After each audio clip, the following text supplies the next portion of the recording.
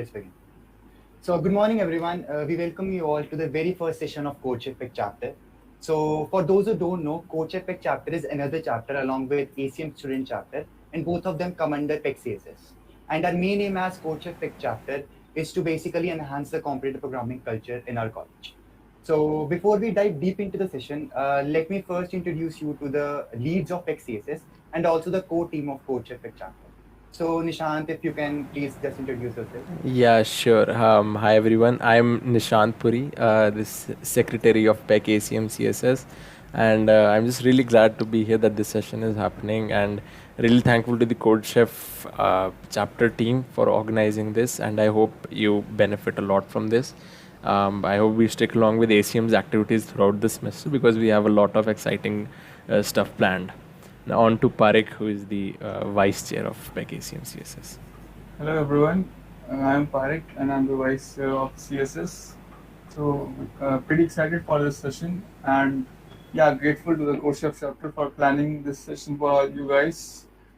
And I really hope that you guys take a lot from this session and kickstart your CP journey with a Thank good you. head start. Yeah. So thank you, Nishant and Parik, for that introduction. So now let me introduce you to the core team of Coach Effect chapter. So let me first introduce myself. So my name is Ankit Goyal and I am from fourth year CSE. I am the president of Coach Effect chapter. So as far as my journey with competitive programming is concerned, so CP has been a really crucial part of my college life, and it has really helped me a lot improve my technical skills, my problem solving skills, and even helped me become a better problem solver. So I really hope that this session benefits you, and we will really try our best to help you out throughout your journey. So now, Jasprit, if you can quickly introduce yourself. Hey guys, I'm Jaspreet from fourth year computer science. I'm the Code Chef PR and media lead. Now, competitive programming is obviously a very necessary skill in today's climate, and it certainly gives you an edge over your competition. It's not just about being able to solve problems quickly, but being able to come up with more intuitive and efficient solutions. With today's session, we hope to be able to bring to you up to speed on competitive coding and how you can further navigate that world so you too can reap its benefits. So I hope you have a good time. Thank you, Jasprit. So now, if you can quickly introduce yourself. Hello everyone, my name is Om and I am third year CSE and I am the CP lead of the PEC Code Chef chapter. Competitive programming helped me in my coding journey in my college life. Also, I am incoming Microsoft SWE. I hope this session will be beneficial for all of you, irrespective of your current coding level. Okay, just Thanks, that was a really nice introduction. So, Jaskaran, you can go ahead. So good evening everyone. I am Jaskaran from third year CSC and I am the events lead at Tech Code Chef chapter. So hoping for a healthy competitive programming collaboration with you guys. Thank you, everyone, for that quick introduction. So now, so today our main goal is to walk you through on how problem solving is really essential for an engineer and how CP helps plays a huge role in making you a better problem solver. We will also guide you through how you should get started with CP and get a command over it. Okay, so now Jaskaran will just brief you through some of the most important aspects of competitive programming. All right. So yeah, basically competitive programming have numerous benefits. One of the main benefits is that competitive programming helps in improving the problem solving skills. And as you all know that it's a very important skill nowadays because it basically helps you to analyze and solve real life problems, right? And matlab basically it helps you to make much more independent, right? मतलब तुम किसी के ऊपर dependency show नहीं करोगे अगर तुम्हारे खुद के प्रॉब्लम सॉल्विंग स्किल्स अच्छे होंगे, राइट? सो एक इनर कॉन्फिडेंस जनरेट हो जाता है इससे, right? So it is a very vital skill for your professional as well as personal life. And I saw many questions in the Google form circulated. Many people wrote how to improve problem solving skills. So basically, we at Tech Code Chef chapter believe that there are basically 3 steps for it. So first is practice. As you all know that practice is one of the most vital key to achieve anything, right? वो तो है ही है. But उसके बाद participation and upsolving are also important aspects, equally important aspects, right? जिस भी platform पे तुम लोग कॉम्पिटिटिव प्रोग्रामिंग करते हो, मतलब वहाँ पे अपसॉल्व करना जरूरी है, राइट? कि अगर सपोज तुमसे एक क्वेश्चन लग रहा है या दो क्वेश्चन लग रहा है, सो कॉन्टेस्ट के बाद उसके नेक्स्ट नेक्स्ट 1 और 2 क्वेश्चन देखना जरूरी है, तभी मतलब ज्यादा इम्प्रूवमेंट हो पाएगी, right? So Ankit, next slide. Alright, so another benefit of competitive programming is that कि तुम्हारा स्किल सेट जो है काफी ज्यादा शार्पन होएगा, राइट? फर्स्ट ऑफ ऑल, जो तुमने लैंग्वेज, जो तुम्हारी प्रेफर्ड लैंग्वेज है, वेदर इट बी पाइथन और सी प्लस प्लस, उसमें तुम्हारी खुद की कमांड ज्यादा अच्छी होने लग जाएगी, तुम्हारे सिंटैक्टिकल एरर्स कम होंगे. ऑब्वियसली जितनी ज्यादा तुम प्रैक्टिस करोगे, तुम्हारी होल्ड उतनी ज्यादा अच्छी रहेगी उस पर, तुम्हारे प्रेफर्ड लैंग्वेज पर. And second is focus on fundamentals. ये काफी ज्यादा इंपॉर्टेंट पॉइंट है.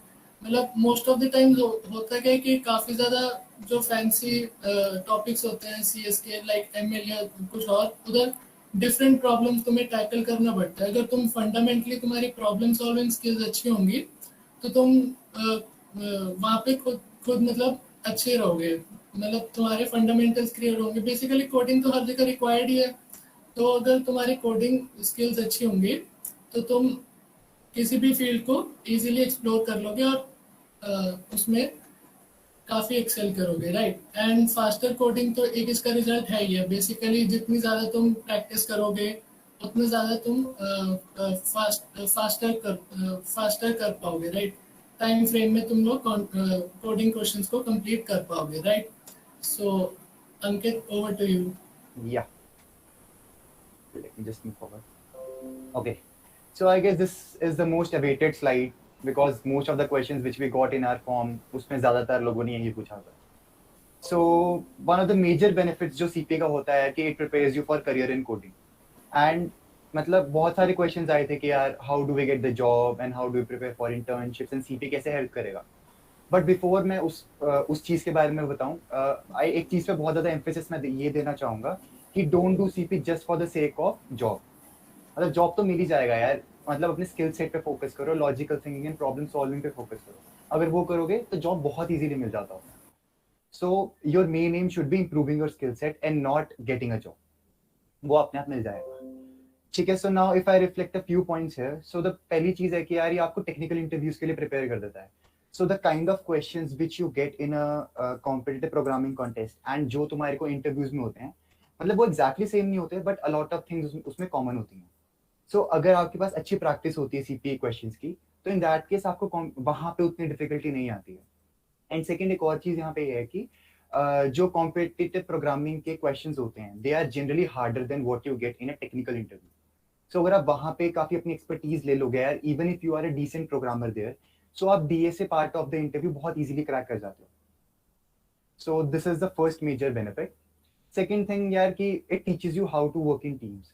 सो बेसिकली बहुत सारे कॉन्टेस्ट होते हैं कॉम्पिटिटिव प्रोग्रामिंग के, जैसे ICPC, देन कोड जैम वगैरह, जहाँ पे आपको टीम्स में पार्टिसिपेट करना होता है. And in whichever job और इंटर्नशिप यू गो, वहाँ पे बहुत हाई चांसेस होते हैं that you have to work in a team. Mostly आपको हर बार एक टीम के साथ ही एलोकेट किया जाता है and you have to work in team. तो यहाँ पे जब आप प्रैक्टिस होती है आपको कि वर्किंग इन टीम्स, छोटे छोटे कॉन्टेस्ट में पार्ट लेना, तो उसमें यू एक्चुअली लर्न कि यार how to manage your resources well. मतलब आपकी टीम के कौन से मेंबर की क्या स्ट्रेंथ है, क्या वीकनेसेस हैं, how to effectively divide work. So that is one thing which really helps you a lot in your job as well. Third thing है यार कि चैलेंजिंग प्रॉब्लम. सो जब आप कॉम्पिटिटिव प्रोग्रामिंग कॉन्टेस्ट में पार्ट लेते हो, तो बहुत ज़्यादा चैलेंजिंग एंड न्यू प्रॉब्लम्स आपको मिलते हैं वहाँ पे. And then when you go for a job और एन इंटर्नशिप, वहाँ पे भी बहुत चैलेंजिंग प्रोजेक्ट्स पे आपको काम करना पड़ता है. डेफिनेटली उसका मैग्नीट्यूड बहुत ज़्यादा होता है as compare to a single CP problem. But then आपको एक वे पता चलता है कि यार if there is a challenging problem, how should I approach that, मुझे कैसे उसको बिगिन करना चाहिए, how should I go through that. And वो आपको वहाँ पे बहुत हेल्प करता है. And lastly, debugging code. So ये एक मेरी पर्सनल चीज़ थी. जैसे जब मैंने स्टार्ट किया था तो देन बहुत एरर्स आते थे यार, कभी compiler errors, run time errors, बहुत डिफरेंट टाइप के एरर्स, अजीब अजीब एरर्स आते थे. एंड आई बिलीव आपको भी काफ़ी बार आए होंगे. तो कैसे मतलब जब भी कुछ एरर्स आते थे तो आई यूज टू गूगल, वहाँ पे I use to go through different links, मतलब 5-6 लिंक्स पे जाके चेक करना कि यार कौन सा बेस्ट अप्रोच रहेगी, which one is the most easiest one and कौन सा अप्रोच लेना चाहिए। सो डिबगिंग का एक स्किल होता है जो आपको सीपी बहुत अच्छी तरह सिखा देता है। एंड ये अगेन ये एक स्किल होता है जो आपको कंपनीज में बहुत काम आता है, क्योंकि कोई भी प्रोजेक्ट पे आप काम कर रहे हो, डिबगिंग बहुत क्रूशियल पार्ट होता है हर एक प्रोजेक्ट का। So that really helps you a lot. So majorly तो यार यही चीजें हैं कि how it helps you prepare for a job. And lastly यार मतलब मजा आता है यार when you do a question, 1-2 दिन लगा के जब फाइनली उस पे ग्रीन टिक देखते हो, एक्सेप्टेड का मार्क देखते हो, तो बहुत अच्छा लगता है। तो एंड इवन बहुत लोग ऐसे होते हैं कि यार वो सीपी को एज अ स्पोर्ट लेते हैं, they do it for enjoyment. तो बहुत मजा आता है, डू ट्राई इट एंड बहुत अच्छा लगेगा। तो now I would like to request Om यार कि एक बार ब्रीफ वॉक थ्रू कर दो सबको on a couple of platforms and 1-2 tricks भी बता दो which will really be helpful for them. I just stop sharing. Okay, so everybody now अब जैसे हमने देख लिया कि लाइक सीपी तो जरूरी है ही, तो उसके लिए लाइक अब हमारे पास 2 प्लेटफॉर्म है उसके लिए, जैसे सबको पता होगा, CodeChef and Codeforces. So now we will walk through towards these 2 platforms and learn how to use this efficiently. So मैं अपनी प्रोफाइल अभी प्रेजेंट करूंगा, उसको देखना पहले, just wait.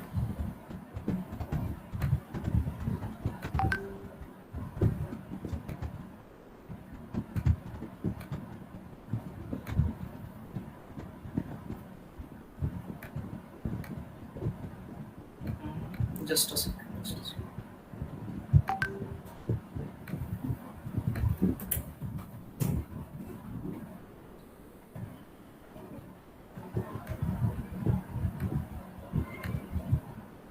So, is my screen visible? Yes. Oh. So everybody, this is my profile, and as you can see, I started CP a year back, and my first few contests were not very good. But as you can see this graph, it's like as you go on to practice, you will learn things better. Okay, so now I will tell you कि code chef या code forces पे तुम किस तरीके से contest में part ले सकते हो। लाइक कई क्वेश्चंस थे कि कितने कॉन्टेस्ट में पार्ट लेना चाहिए, क्यों लेना चाहिए, कैसे करना चाहिए, ठीक है। तो उसके लिए मैं दोनों कोड शेफ और कोड फोर्स दोनों को कवर करूंगा। बट फर्स्ट देखते हैं कोड शेफ क्या है, ठीक है। कोड शेफ क्या है, जिसमें इसमें बेसिकली 3 टाइप के कॉन्टेस्ट होते हैं। एक लंच टाइम होता है तुम्हारा, एक कुक ऑफ होता है और एक लॉन्ग चैलेंज होता है, ठीक है। आजकल स्टार्टर्स भी स्टार्ट हो गया, बट एक वो भी रिसेंटली स्टार्ट हुआ है, ठीक है। Most of you as you mentioned in the form that you already do, most of the people are already on the code chef, ठीक है। तो इसका हम ब्रीफ ओवरव्यू देखेंगे, बट फिर मैं कोड फोर्सेस बताऊंगा जिसका मैं थोड़ा डिटेल में बताऊंगा, ठीक है। Also one thing in this introduction, इसमें ना बिगिनर और एडवांस, अगर जो भी आपका करंट लेवल है, इसमें दोनों के लिए कुछ ना कुछ होगा, ठीक है। सो पहले देखते हैं कि इसका कैसे कॉन्टेस्ट कैसे ऑर्गेनाइज होते हैं, ठीक है। Okay, so as you can see, these are the long challenges. There are 3 rating systems: div 1, div 2 and div 3. Those who have a rating less than 1600 are div 3. 1600 to 2000 is the div 2, and greater than 2000 is the div 1.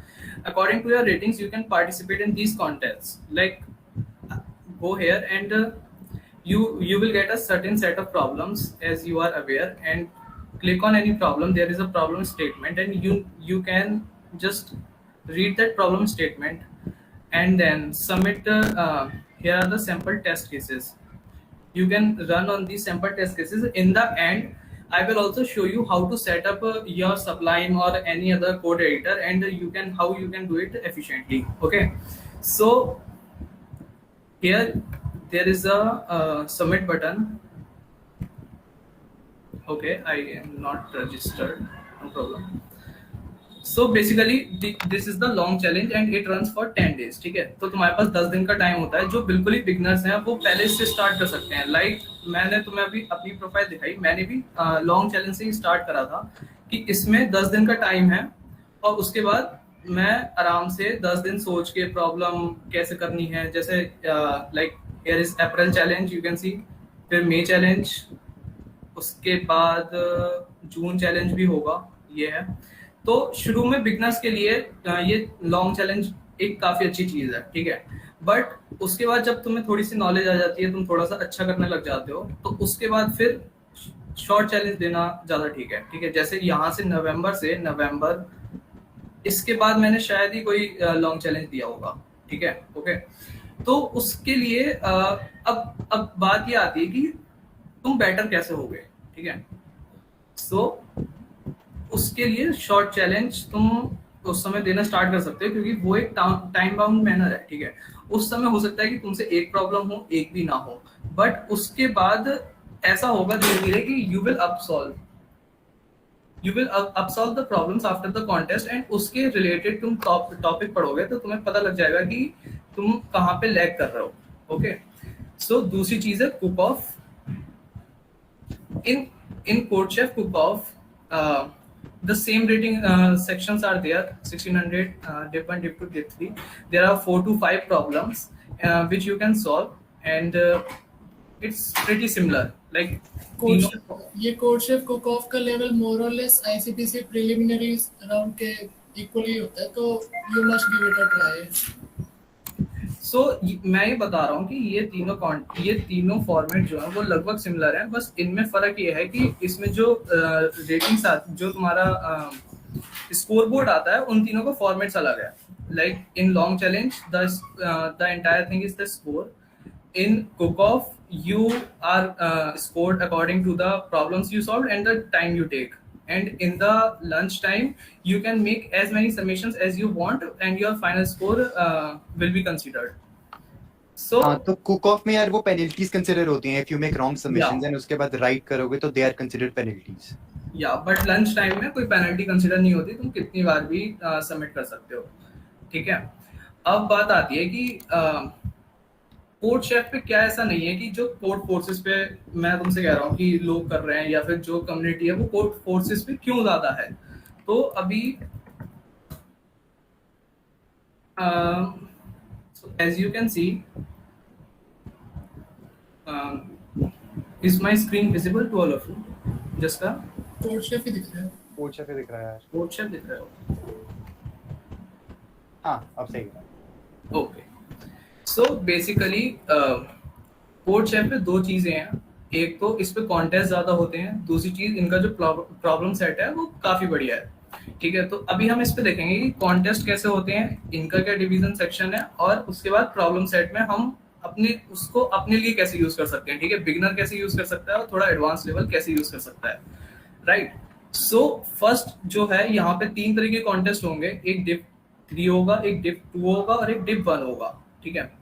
तो div 2 contest are for those whose rating is less than 21, जिसकी 2100 से rating कम है, उसके लिए होगा div 3। Let me show you my profile.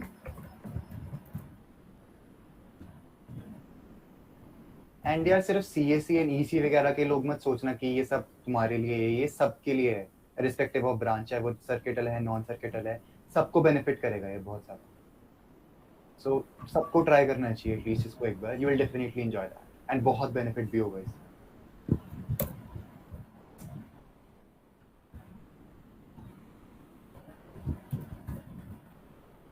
As you can see कि यहाँ पे ना तुम्हारा कॉलेज के सारे लोग आ जाएंगे। सो जैसे कि तुम ये प्रोफाइल देख सकते हो या ये प्रोफाइल देख सकते हो, ठीक है। सो बेसिकली यहाँ पे भी वैसे ही ग्राफ आएगा जैसा कोड शेफ में आता है, और उसके बाद यहाँ पे 3 डिविजन्स हैं, लेस देन 2100, लेस देन 1600 और ग्रेटर देन 2100, ठीक है। लेस देन 1600 डिव 3 हो गया, लेस देन 2100 डिव 2 हो गया, और उसके बाद डिव 1 हो गया, ठीक है, 21 से ग्रेटर। अब बात यह है कि यहाँ पे तुम register, you have to register for the participating in the contest, ठीक है। जैसे ये डिव 2 है, मैंने इसको खोला, एंटर, उसके बाद 5 या 6 प्रॉब्लम्स आएंगी। अब मैं तुम्हें एक चीज दिखाता हूँ, स्टैंडिंग यही है कि कितने लोग पार्टिसिपेट कर रहे हैं और उन्होंने कितनी कितनी प्रॉब्लम सॉल्व करी हैं। As you can see, a problem जो है वो 1 मिनट 3 मिनट या ये टाइम है कि कितने मिनट में प्रॉब्लम सॉल्व हो गई थी कॉन्टेस्ट शुरू होने के बाद। 1 मिनट, मोस्ट ऑफ द लोग 1 मिनट या 2 से 3 मिनट में ए प्रॉब्लम सॉल्व कर देते हैं, ठीक है। तो बिगनर्स के लिए अगर वो ए प्रॉब्लम भी करेंगे तो वो उनके लिए काफी बढ़िया है, क्योंकि वो प्रॉब्लम जो है वो मोस्टली लोग 1-2 मिनट में सॉल्व कर देते हैं, ठीक है। उसके बाद you can have like div 2 गए, उसके बाद बी प्रॉब्लम आएगी वो थोड़ी और ज्यादा डिफिकल्ट होगी, सी प्रॉब्लम आएगी वो थोड़ी और ज्यादा डिफिकल्ट होगी, ठीक है। शुरू में फॉर बिगनर्स ए प्रॉब्लम कर पाना ही काफी बढ़िया है, बी प्रॉब्लम ना नहीं होगी और सी भी मुश्किल ही होगी, ठीक है। सी तो बहुत ही मुश्किल होगी और थोड़ा उसके बाद एडवांस हो जाएंगे तो फिर बी और सी होने लगेगी। बट फिर हमें प्रैक्टिस कैसे करनी है, उसके लिए सबसे एक बढ़िया चीज है जो कि सेकेंड ईयर में अगर पता हो तो काफी बढ़िया है, वो है इनका प्रॉब्लम सेट, ठीक है। अब मैं तुम्हें बताता हूँ कि प्रॉब्लम सेट में क्या बढ़िया चीज है।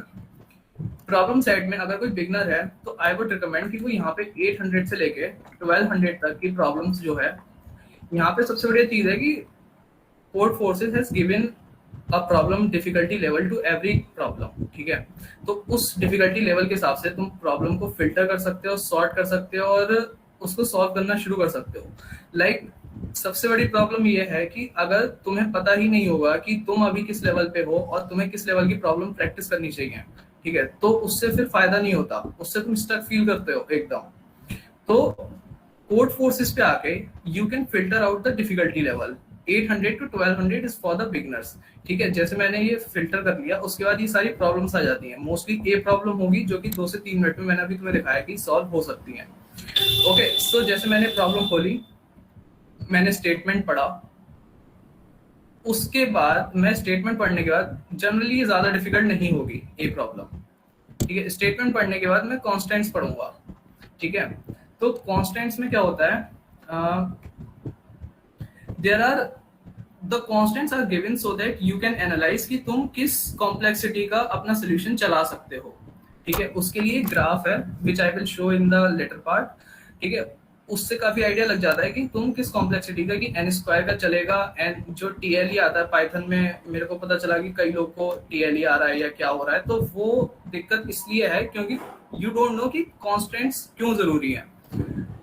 n² सबमिट होगा, n³ सबमिट हो जाएगा, या फिर कभी n ही सबमिट होगा, या तुम्हें log n में करना पड़ेगा, ठीक है।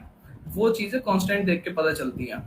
ए प्रॉब्लम में जनरली कांस्टेंट जो है वो काफी रिलैक्स्ड होते हैं, बट आगे की प्रॉब्लम्स में तुम्हें वो थोड़े डिफिकल्ट हो जाते हैं कांस्टेंट, ठीक है। उसके बाद यहाँ पे प्रॉब्लम टैग्स हैं कि तुम किस टॉपिक की प्रॉब्लम्स जो है वो प्रैक्टिस कर रहे हो। This is the problem difficulty and this is the problem tag कि ये किस उसकी है, किस टॉपिक की है, okay. Also one thing like here यहाँ पे भी प्रॉब्लम टैग दे रखे हैं और यहाँ पे भी तुम लोग उसको किसी पे भी क्लिक करके उसी टॉपिक की सारी प्रॉब्लम्स आ जाएंगी, ठीक है। जैसे मैंने नंबर थ्योरी पे करा तो वो सारी प्रॉब्लम्स आ जाएंगी जिसमें नंबर थ्योरी टैग है। बाइनरी सर्च करूंगा तो बाइनरी सर्च की आ जाएंगी सारी प्रॉब्लम्स, ठीक है। अब बात रही थोड़ी एडवांस के लिए, ठीक है, वो उन लोगों को क्या कौन सी प्रॉब्लम्स करनी चाहिए, तो they can do 1200 to 1600, okay. तो 1200 से 1600 में ना थोड़े अच्छे टॉपिक्स आ जाते हैं, जैसे बाइनरी सर्च आ जाएगा, उसके बाद ग्राफ एल्गोरिथम्स आ जाएंगे, उसके बाद डीपी आ जाएगा इसमें थोड़ा सा, ठीक है। 1200 से 1600 में डीपी आ जाएगा। अगर किसी का बिगिनर लेवल है और वो डीपी कर रहा है तो उससे फिर नहीं होगा, वो स्टक फील होता है, ठीक है। अब इसमें एक तुम्हें पता चल गया कि कॉन्टेस्ट कैसे देने हैं, और दूसरी चीज प्रॉब्लम सेट में कि फिल्टर आउट कैसे करना है, ओके। अब इसमें तीसरी चीज है कि इसमें ब्लॉग्स हैं। बहुत सारे लोग अपने अपने इसमें ब्लॉग्स लिखते हैं, जैसे कि ये कि what I need to do next. कई लोग स्टक हैं, तुम्हारे जैसे ही हैं, पूरी एक कम्युनिटी है, ठीक है। उन लोगों को भी समझ में नहीं आ रहा कि क्या करें, तो यहाँ पे बहुत सारे ब्लॉग्स हैं, जैसे लाइक ये अनाउंसमेंट है कि ये एक वेबसाइट आ रही है, उसके बाद any combinatoric solution rather than DP, ठीक है। तो एक पूरा ये ब्लॉग है, मैं तुम्हें एक ब्लॉग दिखाता हूँ जिसमें कि जस्ट अ सेकेंड,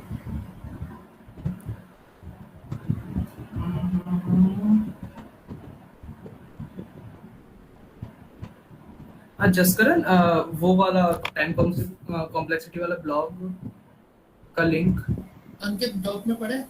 डॉक में नहीं है। किसका लिंक है? टाइम कॉम्प्लेक्सिटी वाले मैंने डाल दिया चैट पे यार, वो मैंने डाल दिया था, मैं फिर से डाल देता हूँ। अच्छा अच्छा। देखो ये ब्लॉग खोल के देखो, तो दिस ब्लॉग इतना बढ़िया लिखा है ये ब्लॉग कि इसमें तुम्हें सारी टाइम कॉम्प्लेक्सिटीज पता चल जाएंगी कि कॉन्स्टेंट्स में कौन सी टाइम कॉम्प्लेक्सिटीज तुम यूज कर सकते हो। ठीक है, सबको दिख रहा है?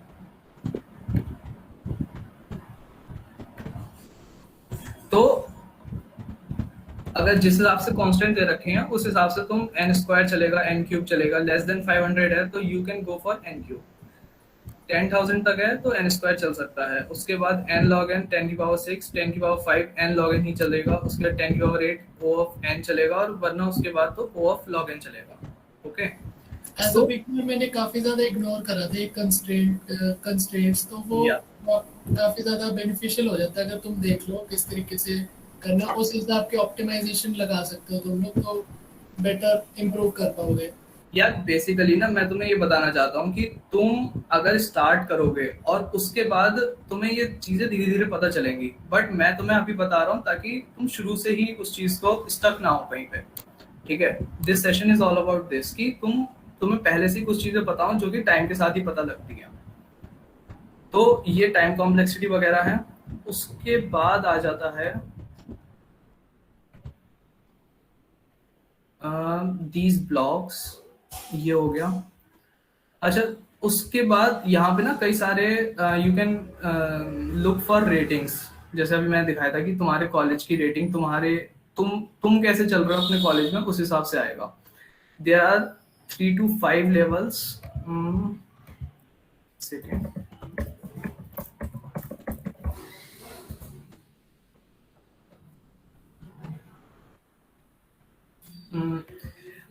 जैसे कि अभी मैंने दिखाया था, इसमें करा पंजाब सबलाइन का बता देना अभी। हाँ हाँ हाँ, जैसे कि तुम ये प्रोफाइल देख सकते हो। ठीक है, ये मेरी प्रोफाइल है। तो इसमें ना लेवल्स हैं। यहाँ पे तुम 1200 से नीचे रेटिंग होगी तो यू आर न्यूबी। ठीक है, उसके बाद 1200 से 1400 में यू आर पीपल। उसके बाद तुम स्पेशलिस्ट बनते हो, उसके बाद एक्सपर्ट बनते हो। ठीक है, उसके बाद कैंडिडेट मास्टर। ठीक है, तो इस हिसाब से चलता रहेगा। सो धीरे धीरे ही रेटिंग बढ़ती है और स्टार्टअप 0 से ही होती है, पहले 1400 से होती थी। ठीक है, तो अब बात आती है कि यार इन सब का टाइम बाउंड मैनर में कॉन्टेस्ट देने का या फिर कोड फोर्सेस करने का फायदा क्या है, या फिर जो अभी पैक कोडशेफ चैप्टर तुम्हारे कोड बैटल्स वगैरह करवाएगा तो उसका फायदा क्या है। ठीक है, तो जैसा कि अंकित सर ने बताया, जसकरण ने बताया कि ये सेम टाइप ऑफ चीज तुम्हें अगले साल ओए में, मतलब जो ऑनलाइन असिस्मेंट होता है कंपनीज वगैरह का, कोडिंग इंटरव्यू होता है, कोडिंग राउंड होता है। सबसे पहले कोडिंग राउंड ही होता है, you have to clear that round. ठीक है, और उसके बाद जो तुम अपना जैसे कोड बैटल्स करवाता है कोडशेफ चैप्टर, तो उसमें तुम्हें पता लगता है कि तुम अपने कॉलेज में कहाँ पे स्टैंड कर रहे हो। ऑल्सो जो लोग एडवांस्ड हैं वो तो पार्ट लेते ही हैं उसमें। उसके बाद जो लोग बिगनर्स हैं वो भी उसमें पार्ट लें, क्योंकि देखो तुम्हें ना पता लगेगा कि कैसे इवॉल्व करना है। बाकी लोग कौन सॉल्व कर रहे हैं तो उनके सॉल्यूशंस तुमको अवेलेबल होंगे कॉन्टेस्ट के बाद, तो तुम समझ सकते हो खुद ही, और उसके बाद प्रैक्टिस कर सकते हो। ठीक है, प्रैक्टिस के लिए मैंने तुम्हें बता दिया कि प्रॉब्लम सेट को फिल्टर करो, अपने लेवल की प्रॉब्लम्स करो। उसके बाद बात आती है और उसके अलावा रिसोर्सेज की। ठीक है, पहले मैं ना तुम्हें अपना सबलाइन दिखाता हूँ।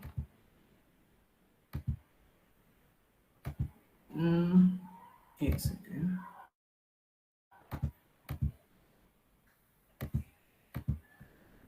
जैसे कि यू कैन सी कि मैंने ना अपने सबलाइन में थोड़ी चीजें पहले से सेटअप करके रखी हैं। सबको दिख रहा है? हाँ हाँ, दिख रहा है।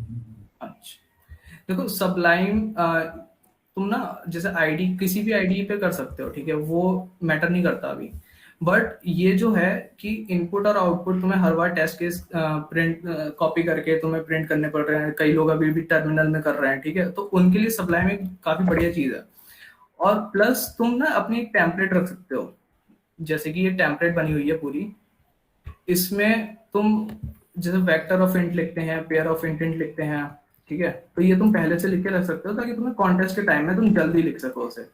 जैसे ए प्रॉब्लम के लिए तुम ये नहीं चाहोगे कि तुम पूरा पूरा लिखो, सॉर्ट तुम पूरा लिखो, V dot begin V dot and पूरा लिखो, ठीक है, तो उसके लिए तुम पहले से ही टेम्पलेट वो कर सकते हो। और इसको कैसे सेटअप करना है उसका एक लिंक है, वो लिंक तुम्हें उसके बाद मिल जाएगा इस सेशन के बाद, तो you can setup that Sublime. और उसका फायदा यार यही है कि यहाँ पे तुम अपने टेस्ट केस खुद जनरेट कर सकते हो, 5 लाइक दिस, ठीक है, तो तुम्हें बार बार नहीं डालना पड़ेगा। और मैं तुम्हें एक चला के दिखा देता हूँ, जैसे कि मैंने करा हुआ है, मैं यहाँ पे इनपुट ले रहा हूँ, पहले मैं नंबर ऑफ टेस्ट केसेस लूंगा विच इज 5, फिर मैं n लूंगा जो कि लाइक मुझे कितने एलिमेंट्स लेने अपने एरे में, और उसके बाद मैंने उनको इनपुट करवा लिया, ठीक है। अब मुझे मान लो प्रिंट करना है फर्स्ट और लास्ट एलिमेंट, तो मैं ये कह सकता हूँ, मान लो कि मुझे ऐसे प्रिंट करना है, ठीक है,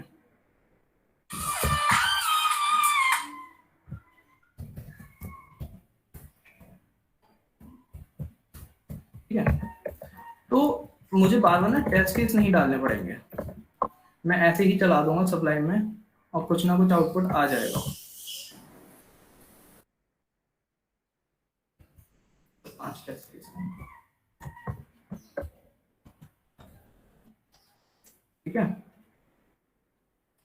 कुछ तो आ ही जाएगा, ठीक है। इस टाइप से जो भी तुम्हारा आउटपुट है वो इस टाइप से आ जाएगा, राइट। सो उसके बाद इसको सेटअप कैसे करना है, इनपुट और आउटपुट के लिए तुम्हें फ्री ओपन या ये इफ ऑनलाइन जज क्या है, ये सब एक लिंक है, उसके बाद वो तुम्हें मिल जाएगा सेशन के बाद, मतलब जो रिसोर्सेज वगैरह हैं अभी आगे सर बताएंगे, तो उसमें तुम्हें ये पता लग जाएगा, ठीक है। उसके बाद यार एक और चीज मुझे कवर करनी थी, वो है सीपी एल्गोरिथम्स। मेरी स्क्रीन विजिबल है क्या? अभी तो नहीं ब्रो। अब है।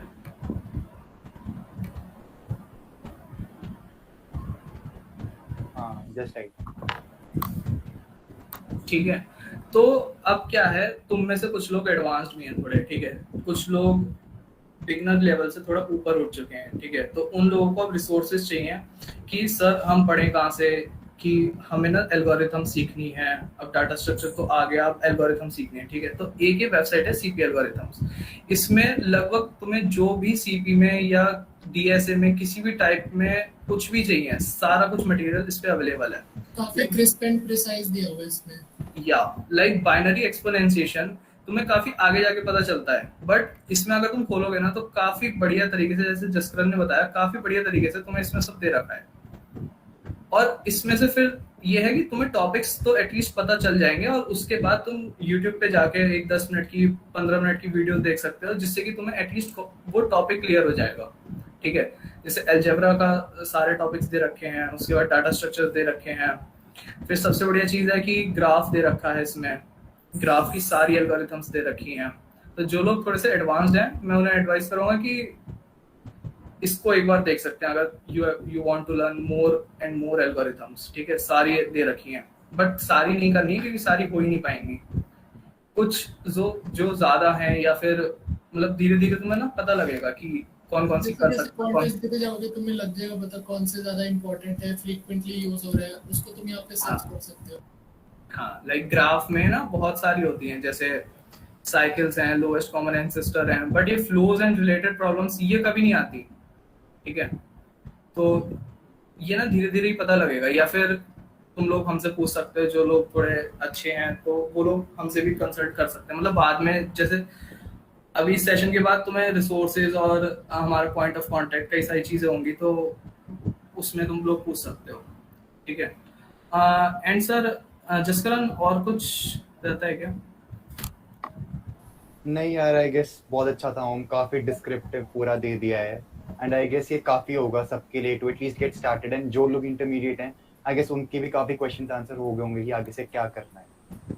So, तो या Jasprit, हाँ, so let me just share back my screen.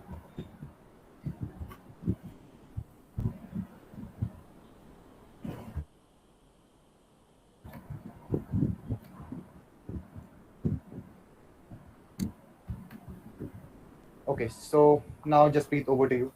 Yep. Well, we're mostly done with this workshop. I hope that this session covered most of your questions and concerns regarding CP.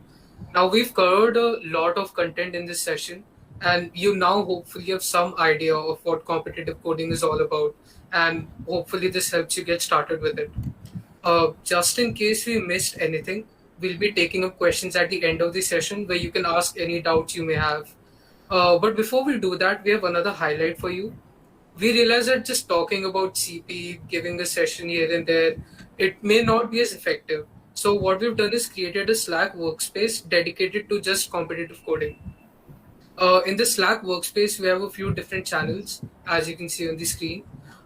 One channel is dedicated to uploading 3 questions a week. Our aim is to provide a sort of a daily prompt. Ki even when you're doing just 1 question a day or 3 questions in a week, you have that sort of continuity. So you don't give up on competitive coding altogether. To support this upload of questions, we also have a channel targeted at discussing the questions of the day. So, where people can have meaningful discussions about different strategies, ask doubts, figure out optimized solutions, and so on. There's also a resources channel where we will regularly upload resources revolving around CP that we find across the internet. So it is all consolidated in one place. You can easily access it. The link is right there on the screen. You can note it down, take a screenshot, or just join it right now. I've even Uh, added that in the chat. oh, yeah, there's a link in the chat if you want to follow that. In conjunction to this Slack channel, we also will have regular code battles for the college held on the CodeChef platform. This would be a regular thing with questions of various difficulty expected to be completed in a set time. So just like a regular contest, but for people within tech. We would also have leaderboards for these code battles to help you motivate even further. We figured that regular code battles and a Slack workspace focused entirely on CP should be a good incentive for you to get started with it and practice regularly. So you can also develop this skill over time. Now we've almost reached the end of our session. In the registration form, we had asked you about any particular questions you wanted answered. So we're going to be answering a few of those right now, and then move on to any other remaining questions you guys might have. Guys, you want to take up the questions now? Jasprit, you can please once tell the questions and जिसको भी answer करना होगा वो करते हैं. All right, sure. So the first question is, how many contests should I participate in every month? Like there are 5 or 6 code forces and 2 of CodeChef. Should I participate in all of them? That's the question. Maybe Om या जसकरण तुम दोनों में से कोई answer कर दोगे. You'll be better answering this question. सो यार देखो, ऐसा है, मैं तो ये कहूंगा कि तुम ना ज्यादा से ज्यादा कॉन्टेस्ट में पार्ट लो. उससे तुम्हें एक आइडिया लगता है कि तुम कहाँ पे स्टैंड कर रहे हो अभी. ठीक है, कॉन्टेस्ट ये बताते हैं कि तुम कहाँ पे स्टैंड कर रहे हो. कि लाइक पिछली बार तुमसे 1 प्रॉब्लम हुई थी, इस बार 2 हो गई, अगली बार 3 हो जाएंगी. ठीक है, बट उसमें टाइम लगेगा. ठीक है, तो ऐसा नहीं है कि हर कॉन्टेस्ट देना है, बट आई वुड सजेस्ट कि जो तुम्हारे कॉलेज के कॉन्टेस्ट होते हैं ना, जैसे कोड शेफ और कोड फोर्सेस के, तो तुम अपने हिसाब से दे सकते हो. ठीक है, बट जो तुम्हारे कॉलेज के कॉन्टेस्ट होते हैं वो तुम जरूर दो, क्योंकि उसमें केवल तुम्हारे कॉलेज के लोग होंगे और उसमें तुम्हें ना अपने कॉलेज का पता लगेगा कि कॉलेज में तुम कहाँ पे स्टैंड करते हो. ठीक है, बाकी बात रही कोड फोर्सेस की, देखो यार उसमें 5 से 6 कॉन्टेस्ट होते हैं एक मंथ में. ठीक है, तो यू कैन टारगेट की डिव 3 वाले जो बिगनर्स हैं वो डिव 3 वाले दे सकते हैं. वो 1 महीने में 1 बार ही होता है, और बाकी लोग डिव 2 दे सकते हैं. ठीक है, बट 3 से 4 कॉन्टेस्ट एक मंथ में काफी हैं. ऐसा है कि कंटिन्यूटी में तुम भी दोगे ना तो कोई इंप्रूवमेंट तुम्हें भी नहीं दिखेगा. अगर कॉन्टेस्ट खराब हो रहे हैं, टेक अ 15 डेज ब्रेक, उसमें करो, थोड़ा सा प्रैक्टिस करो. जो प्रॉब्लम जो अभी तुम्हारा करंट लेवल होगा उससे 200 प्लस की प्रॉब्लम्स करो. और उसके बाद 15 दिन बाद कॉन्टेस्ट दो दोबारा, फिर तुम्हें पता लगेगा कि तुम्हारी रेटिंग्स इंप्रूव हो रही हैं। ठीक है, Let's move on to the next one. Just if you want to add anything. No, it was too good. All right. The second question is, do we need some sort of courses to get started with CP? Some sort of Courses. courses. I don't think so. यार मतलब आई don't think so courses जरूरी होते हैं I guess, जितने भी हम लोग चाह रहे हैं एटलीस्ट आई डोंट थिंक हम में से किसी ने भी कोई कोर्स के थ्रू सीपी सीखी है। एंड सीपी कभी भी कोर्स के थ्रू नहीं सीखी जाती, वो with practice and with time ही आती है। जितना ज्यादा आप एक्सप्लोर करोगे, don't restrict yourself to a course. अगर कोर्स करते भी हो तो आफ्टर डूइंग दैट कोर्स ऐसा नहीं कि जितना उसमें पढ़ा तो ठीक है डन। एक्सप्लोर करने की कोशिश करो, बहुत नई चीज़ सीखने को मिलती हैं, बहुत वास्ट यूट्यूब पे बहुत ज़्यादा वास्ट चीज़ें हैं पड़ी हुई, ऑनलाइन बहुत ज़्यादा चीज़ें मिल जाती हैं। So try exploring more. You can do a course if you want to, but it's definitely not mandatory. And हम किसी The ने problem with sorry, am I interrupting? नहीं go ahead just wait. Right. So the problem with CP is it is very vast. So no matter what course you do, kitna bhi acha ho, there's only a limited amount of content that they can cover. So it is always a good idea to keep practicing, figure out what you don't know, and then go to YouTube, Google, Geeks or Geeks, wherever, to figure out whatever thing you didn't understand pehle. The courses are very restrictive from a CP perspective. Let's move on to the next one. Alright. How important is DSA for competitive programming, and should I focus on DSA before CP? यार DSA and competitive programming में बहुत ज़्यादा मतलब ऐसा नहीं कि they are completely different, but बिल्कुल same भी नहीं होते हैं। मतलब अल्टीमेटली कॉम्पिटिटिव प्रोग्रामिंग के लिए यू नीड डीएसए। अगर तुम्हारे को डीएसए आती है तो देन यू कैन एक्चुअली मतलब जब नए क्वेश्चंस आएंगे यार कॉम्पिटिटिव में, तो देन अगर आपको डीएसए आती है तो यू नो कि यार एल्गोरिथम कैसे बनानी चाहिए, क्या डिफरेंट डेटा स्ट्रक्चर्स हैं जो तुम यहाँ पे यूज कर सकते हो। तो it's better if you know DSA before doing competitive programming. But अगर मैं पर्सनली अपना भी बताऊँ, जब मैंने शुरू किया था मेरे को डीएसए नहीं आता था। जैसे जैसे मैं प्रैक्टिस करता गया, जहाँ पे भी कहीं मैं फंसता था, कोई भी क्वेश्चन किया, कहीं पे मैं फंसा, अगर मुझे कोई एल्गोरिथम नहीं समझ आ रही है, कुछ नहीं आ रहा, तो मैं उस टाइम पे पढ़ लेता था उसके बारे में, एंड देन मुझे वो याद हो जाता था kind. Same goes for data structures. धीरे धीरे you actually get to learn a lot. तो मतलब इफ यू वांट डीएसए पढ़ के भी आप कर सकते हो स्टार्ट, बट अगर आपको लग रहा है कि आप साइमल्टेनियसली कर लोगे तो that's great. Anybody want to add anything to that? Okay. If we're not very good with competitive programming, what other fields can we pursue? This is a good question. Ankit, you want to take this one up? Okay. So यार बहुत सारी different fields होती हैं, like अगर competitive करने का नहीं मन, so we have a lot of different fields. अगर आपको मशीन लर्निंग में इंटरेस्ट है, एआई में इंटरेस्ट है, तो वो एक अलग फील्ड है जहाँ पे मतलब मशीन लर्निंग, डीप लर्निंग बहुत वास्ट फील्ड है अगेन वो भी, तो वहाँ पे जा सकते हो। Apart from that we have blockchain, काफ़ी रिसेंट चीज़ है, काफ़ी ग्रोइंग चीज़ है, तो वहाँ पे you can go. We have cyber security. Cyber security is again बहुत इंपॉर्टेंट चीज़ आज के वर्ल्ड में, बिकॉज यू नो बहुत साइबर अटैक्स भी होते हैं, and cyber security is very crucial thing आजकल के टाइम। तो ऐसे बहुत सारी फील्ड्स होती हैं यार, यू कैन फर्दर एक्सप्लोर। मतलब वी विल आल्सो ट्राई कि आपको ज़्यादा से ज़्यादा चीज़ों का एक्सपोजर दे पाएं, and which ever thing you like you can definitely pursue it. Another thing I'd like to add to that is you don't always have to find something flashy to do.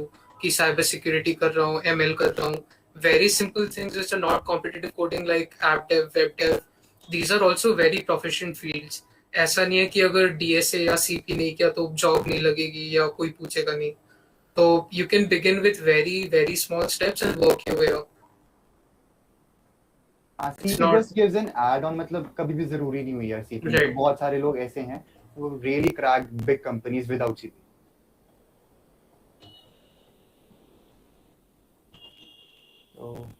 So Yeah. we can move to the next question. I guess those are the only questions we had stored. If you guys want, you can now just turn on your mics and ask us questions directly. We might have missed some questions here in the chat box, so if Yeah, you just can- ask them again. हाँ.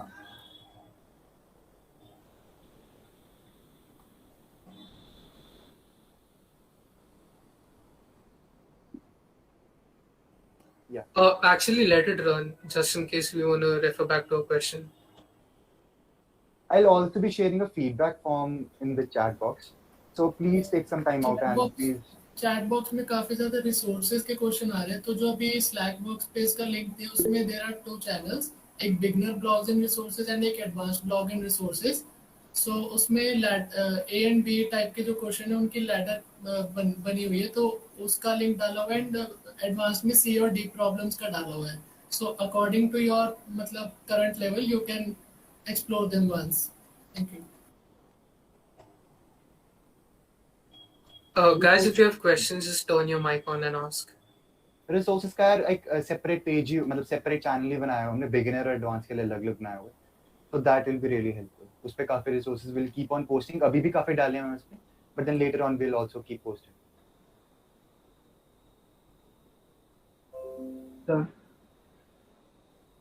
Yeah. Sir C++ का specially क्या role होता है competitive programming में? Like Python वगैरह से ज़्यादा C++ prefer होती है, बट क्वेश्चंस के टाइम ऑलरेडी ऑप्टिमाइज्ड होते हैं हर लैंग्वेज के लिए. सो C++ ही क्यों मतलब प्रेफर करते हैं? सारे क्वेश्चंस का आंसर तो मतलब दूसरी लैंग्वेजेस में भी आ सकता है. इनफैक्ट पाइथन तो मोर वर्बोज है.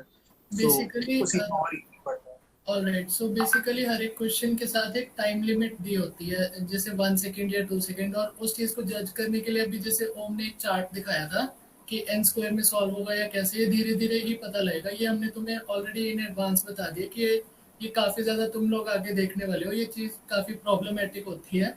सो बेसिकली बात ये कि C++ जो है काफी एक फास्ट लैंग्वेज है, तो वो बेसिकली टाइम लिमिट में इंक्लूड हो जाती है. और जो तुम्हारे पाइथन की इनबिल्ट लाइब्रेरीज है वो एक ऑप्टिमाइज मतलब एल्गोरिदम यूज नहीं करती, तो वो most of the time slow होती है, तो वो टाइम लिमिट में तुम्हारे फिट नहीं होती, तो वो टाइम लिमिट एक्सीड दे जाती है. So that's why it is preferred. Otherwise तुम अगर पाइथन में खुद ऑप्टिमाइज कोड खुद से लिख सकते हो without using much of the inbuilt libraries, that is fine. But in some cases ऐसा होता है कि यार सेम कोड जो पाइथन में आपने लिखा है सेम C++ में लिखा है, तो C++ वाला एक्सेप्ट हो जाएगा बट पाइथन वाला नहीं होगा. एंड दैट अगेन उसका एक रीजन यही है कि वो उतना ज्यादा उसको ऑप्टिमाइज मतलब टाइम लिमिट उसकी इतनी ज्यादा अच्छी तरह नहीं सेट करते कि वही सेम एल्गोरिदम उसमें एक्सेप्ट हो जाए. इसलिए पाइथन वाले काफी बार वो TLE शो कर देते होते हैं. Another reason is जैसे मैं implicitly Python में ही कोड करता हूँ. The issue is Python is written on top of C++. I mean a majority of Python. So a lot of times when you use inbuilt libraries, वो पहले Python to C++ convert होता है, फिर execute होता है, फिर output वापस Python में convert होता है, and that is what you get. So this also takes up a lot of time. So जैसे जसकरण ने बोला, if you can write Python code without using those libraries, that is the only way you can get through with very big questions. So this is another reason कि Python में ज़्यादा time लग जाता है. Right. Okay sir. अभी अभी ने I guess raise hand किया था. उससे पहले I would like to answer Manan का question. So he's asking ki sir, how to increase our level in CP, because I think that my level is same after first sem. I can only solve 2 or sometimes 3 questions in courtship contest. So please can you suggest some concepts which we can study to improve our coding skills? So यार इसमें दोनों ohm and Jaskaran दोनों ने ही mention किया था, you need to upsolve.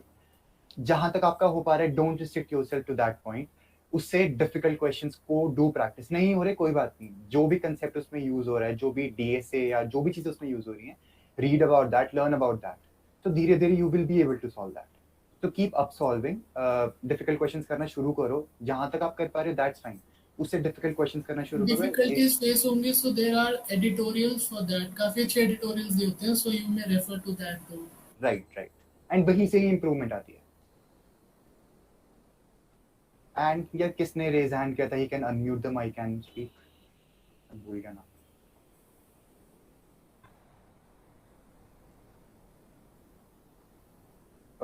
चलो तब तक नेक्स्ट क्वेश्चन लेते हैं. How to work on different projects and what is it importance? यार I guess this is a completely different thing, projects वगैरह वाली चीज. एंड निशांत आई गेस हम ये चीज कवर करेंगे बाद में टेक्स्ट CSS के अंदर, राइट? प्रोजेक्ट्स वगैरह से related.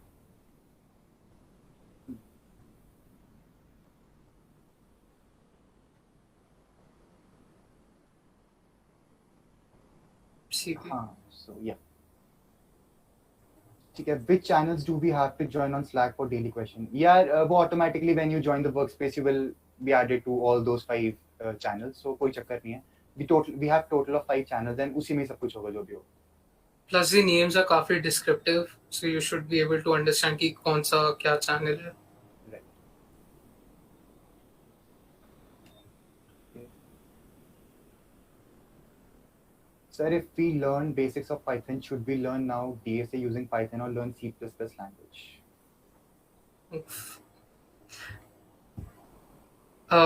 It is better if you start doing it in C++, but if not, it is not a compulsion. You can absolutely smash through with Python as well. But if you have the time and you're dedicated enough, C++ is always a better option. And yeah, DSA is a very common thing. मतलब ऐसा नहीं होता कि एक language के लिए DSA अलग है, दूसरे के लिए अलग है, सिर्फ सिंटेक्स का फर्क होता है. So if you know DSA तो you know DSA. ऐसा नहीं होता कि you know DSA in Python or you know DSA in C++. तो वो कोई इशू नहीं है, but yeah, whichever language you prefer, although ज़्यादा prefer C++ की जाती है, but then still. ठीक है. Then, sir, what do you suggest LeetCode or Geeks for Geeks for practicing good quality interview questions? Nice. Interview oriented होता जा रहा है. ठीक है, कोई बात नहीं. Yeah, just go ahead. I think both. Problem ये है कि Geeks for Geeks में you'll have to search up specific topics and then so Geeks for Geeks is a better resource if you know how to use it. LeetCode में हर चीज है but वो तुम्हारे सामने है. You can just click a few buttons and reach where you want to reach. Geeks for Geeks is more in depth but you have to know कि search कैसे करना है या अगर article एकदम अंदर है तो वहां तक पहुंचना कैसे है. But yeah, I'd recommend कि दोनों ही करो. Don't exclude either or. And जैसे कि ओम ने कहा कि मतलब इसको ज्यादा टाइम नहीं लगता है यार. अगर आपको सीपी आती है तो 2-3 महीने में आराम से you can actually learn all the DSS and all thing. मतलब बेसिकली तुम्हारी इंटरव्यू की प्रिपरेशन बहुत जल्दी हो जाती है. 2 to 3 months लगते हैं, उससे ज्यादा नहीं. ठीक है. Then next thing is sir some concepts may be different in different languages in DSA. यार कांसेप्ट्स तो सेम रहते हैं, सिंटैक्स बदल जाता है. मतलब if you Om या Jaskaran, Jasprit, if you want to add on something. नहीं, I think वही है. DSA is not language specific. बस ये है कि syntax will be different for every language. Concept तो हर जगह same ही रहेगा. हाँ, right. ठीक है. Which workspace to be joined in Slack? यार जो हमने लिंक दिया है उस workspace को ज्वाइन करना है. CF handles हाँ कर देंगे I guess. हाँ, no issues है.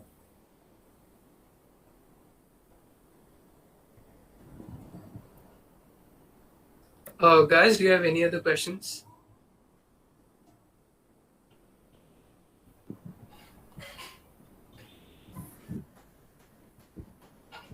Anyone who wanna ask, just turn your mic on and ask.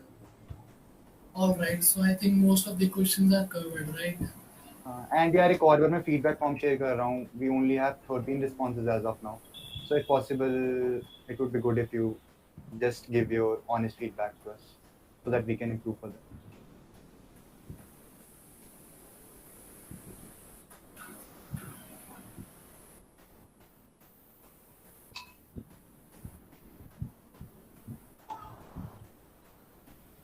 Thanks, Kanwar.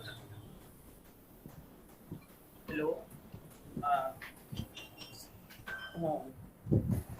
सो यार तुम ना फीडबैक फॉर्म भर देना, मतलब सब लोग, और उसमें बता देना कि लाइक तुम्हें अगले सेशंस में या क्या तुम्हें और लग रहा है कि और तुम्हें और क्या चाहिए, तो उस हिसाब से फिर हम वी कैन प्लान आउट. ठीक है.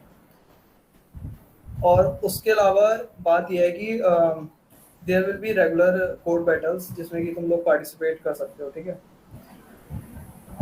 और सर इसके अलावा एंड यार एक क्वेश्चन आया है, सर शुड बी लर्न जावा और सी प्लस प्लस. यार दोनों के अपने अपने प्रोज एंड कॉन्स है. मतलब इसमें कुछ ऐसा नहीं है कि यार ये बेटर है उससे या वो बेटर है. मुझे लगता है सर आई गेस जिसमें भी जैसे सीएससी वालों को तो इस बार शायद है ये, तो जिसमें भी टीचर पढ़ा रहा है उसमें कर लो. हाँ मतलब यार देखो फॉर कंपनी स्पेसिफिक अगर मैं बोलूँ सी प्लस प्लस वहाँ पे बहुत काम आती है जनरली. बहुत रेयर चांसेस होंगे कि you get to work in C plus plus. And Java थोड़ी कॉमन है इस मामले में. But again if you talk about CP तो I think C++ is a lot better than Java, CP point of view से. If So- companies is your aim, then C++ and Java are both equally valid. They don't differentiate based on कौन सी language आती है. हाँ, मतलब वो differentiate कभी भी नहीं करेंगे. इवन इन इंटरव्यूज हम्म. अगर आपको पाइथन में कोड करना है, जावा में करना है, C++, I don't think there is any issues. Python में भी नहीं करते ना जसप्रीत, आई गेस कभी. नहीं, Python में थोड़ा करते हैं. सारी कंपनीज नहीं करती, but I guess. The issue is they don't judge in the interviews, but a lot of coding platforms जो test के लिए आती है, they don't have a good enough Python support. हाँ. This is something you have to look out for if you're coding in Python.